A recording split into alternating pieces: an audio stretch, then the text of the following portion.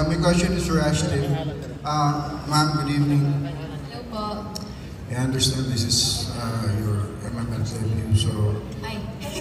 how does it feel to step into a film of this magnitude? And now, what does it mean to you personally? Ulitin yung last part. What does it mean to you personally, ma'am, to be part of this film na ganito kalaki? And with all these like Syempre, prestigious actors. overwhelming po para sa akin kasi bukod sa, this is my first movie po outside Diva and first movie ko po dito na MMFF.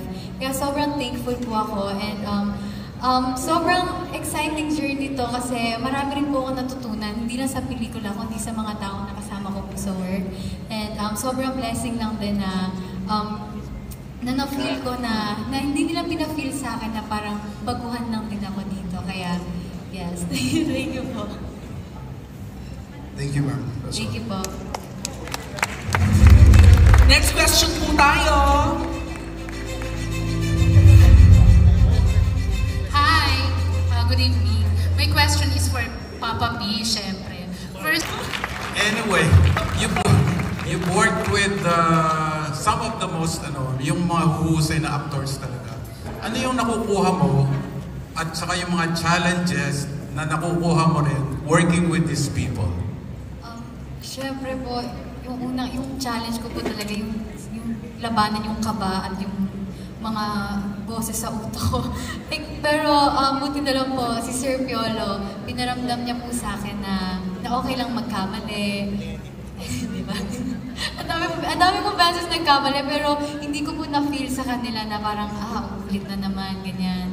Kasi before po kami mag-take, kinakabahan na po talaga ako. And sobrang thankful po talaga ako sa kanila kasi every time na magkakamali ako or every time na malilito ako, hindi nila dinagdagan yung pressure na naramdaman ko and mas naging comfortable po ako and mas na-enjoy ko lang yung scene and alam niyo po yun, mas nandun ako sa scene na yun and nakatulong po sa akin yun. Okay, thank you. Congratulations. Thank you so much po. Okay. Anyway, my second question is for... Of the 1960s Manila on the big screen. Produced by FS Ventures and Signal together with Spring Films. From the perspective of our award-winning director, Direk Raymond Red, let's listen to what the movie is all about. Let's all watch this.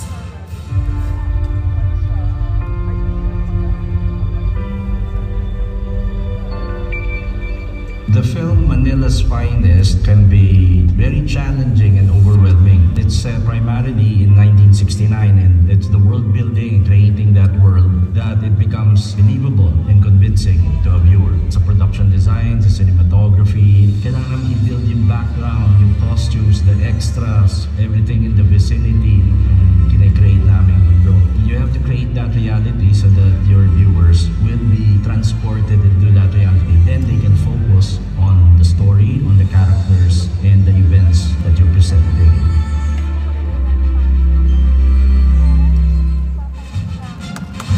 Maraming salamat po, Direk Raymond Red.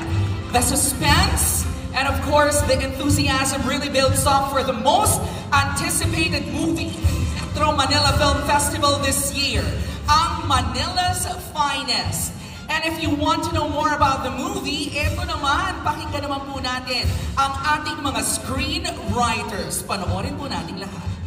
Manila's Finest tells the story of a breed of policemen who still hold principle over ambition or greed. Policemen are not perfect, pero at their core, they're good cops because their aim is really to serve the community that they're in. The thing that I find important with Manila's Finest is its attempt to bring the romance back in values, in aspirations, in humanity. That we can be good, that there can be goodness, and we can aspire to become to be heroes in our own right.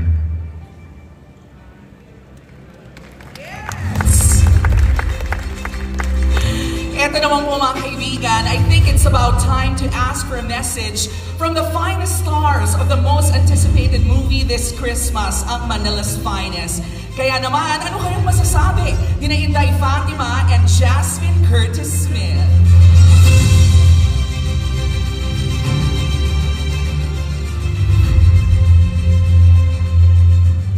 Magandang gabi po sa lahat. Ako po si Inday Fatima. Grabe, kinakabahan po ako. This feels so real. Ito po, syempre gusto namin magpasalamat po sa inyong lahat. Sa lahat po ng dumalo sa ating pagtitipon para sa aming pelikula po na Manila's Finest. Syempre, isang napakalaking karangalan po na makatrabaho ang the best of the best in the industry.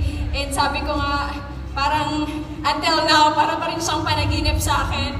And it feels so good, of course, to be working with the creative team, the director, and the whole crew. And of course, with the finest movie actors across the Philippines.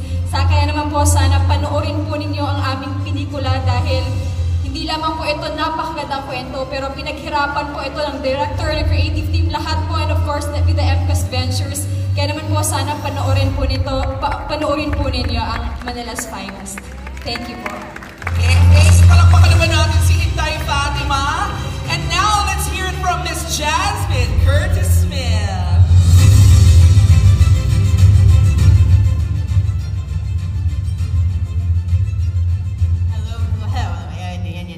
Alright everyone, good evening to you all. Thank you for making the time and the journey to be here tonight. I'm also very, very honored to be part of this movie and pays tribute to a very, very important part of our past. And although it's fictional, alam naman natin na this is still based on an era that most of us, maybe some of you were part of, maybe your parents, grandparents, you've heard stories, but maybe never even seen much of that past of our history. And it's great because we get to relive a little bit of nostalgia through this film, and it's filled with lots of passion and heart. Kaya I hope you guys find that in our movie, Manila's Finest, we go through the journey of witnessing maybe the crimes that have happened that tested the loyalty, the courage, and the bond of the brotherhood of our policemen. But more importantly, beyond being a police drama, Manila's Finest also explores, you know, the sacrifices of the families, of the friends, and the moral choices that shape the city in that memorable era. So thank you guys for making the time tonight, and please help us spread the word for Manila's Finest this MMFF 2025. Very well said, candidate number 2. Thank you so much. Maraming salamat po, Inday Fatima and Jasmine Curtis Smith. Palakpakan po natin sila.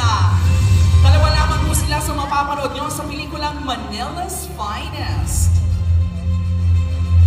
Sobrang nga pong intense ng pelikulang ito. Very timely at talagang matitest ang values natin as we watch this film.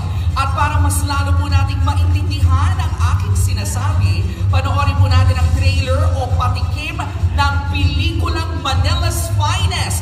At ito po exclusive po ito sa event na ito. Dito nyo lamang po ito papanood. Kaya nire-request po namin ang lahat na huwag nyo po munang i-pause. Okay? Ito na po mga kaibigan, panoorin po natin lahat. Gang member ang biktima.